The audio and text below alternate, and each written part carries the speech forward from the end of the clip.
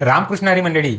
अनेक पालकांना आपल्या मुलांच्या उच्च शिक्षणासाठी गुंतवणूक करण्याचा प्रश्न आला की त्यांना एकच विचार येतो, ते म्हणजे कुठे गुंतवणूक करायची, सुकन्या समृद्धी योजनेत की LIC मध्ये.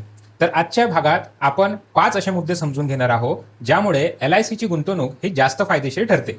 पहिला मुद्दा म्हणजे LIC पॉलिसीच्या गुंतवणुकीत असलेले पैसे काढण्याची लवचिकता. अर्थात काय, तर पॉलिसी कालावधी दरम्यान जर कधी आपल्याला पैशांची गरज पडली तर आपण पॉलिसीवर सहज पद्धतीत कर्ज घेऊ शकता, किंवा जर आपण सर्व्हायवल बेनिफिट मिळणारी पॉलिसी निवडली असेल तर त्यात आपल्याला मधामधात पैसे सुद्धा मुलांच्या शिक्षणासाठी मिळतात. हीच गोष्ट सुकन्या समृद्धी योजनेत उपलब्ध नाही. सुकन्या समृद्धीमध्ये जोपर्यंत मुलीचं वय 18 वर्ष पूर्ण होत नाही किंवा ती 10वी पास होत नाही तोपर्यंत इथे लॉक इन पिरियड असतो आणि त्यामुळे आपण पैसे काढू शकत नाही.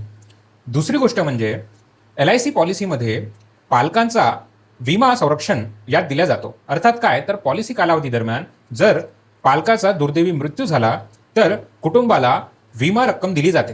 त्यासोबतच जर पॉलिसीमध्ये प्रीमियम वेवर बेनिफिट रायडर घेतला असेल तर पॉलिसीचे प्रीमियम भरण्याची आवश्यकता मात्र नाही आणि पूर्ण प्रीमियम माफ होतात आणि पॉलिसीवर मिळणारा परतावा जसेच्या तसे मुलांच्या शिक्षणासाठी मिळतो.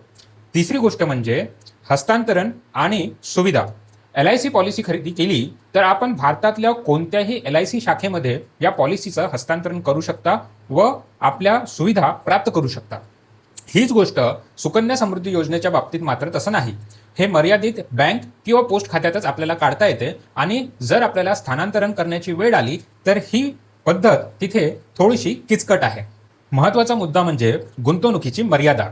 सुकन्या समृद्धीमध्ये एका वर्षात 1.5 लाख रुपये यापर्यंतच गुंतवणुकीची मर्यादा आहे. LIC मध्ये मात्र अशी कोणतीही मर्यादा नाही. आणि 5वा सगळ्यात महत्त्वाचा मुद्दा म्हणजे सुकन्या समृद्धी योजना ही केवळ मुलीकरिता आहे जे भारतीय नागरिकत्व असेल. तर LICच्या बाबतीत असे कोणतेही बंधन नाही. भारतीय असो की तो अनिवासी भारतीय असो, मुलगा असो किंवा मुलगी असो, आपण LICची पॉलिसी आपल्या मुलांच्या उच्च शिक्षण व त्यांचं भविष्य सुरक्षित करण्यासाठी घेऊ शकता. आशा करतो आजच्या भागात दिलेली माहिती आपल्याला आवडली असेल तर ही माहिती पुढे पाठवा, आपली आवड दर्शवा. तोपर्यंत रामकृष्ण हरी. जय जिजाऊ, जय शिवराय, जय शंभूराजे. जय हिंद, जय महाराष्ट्र, जय मराठी.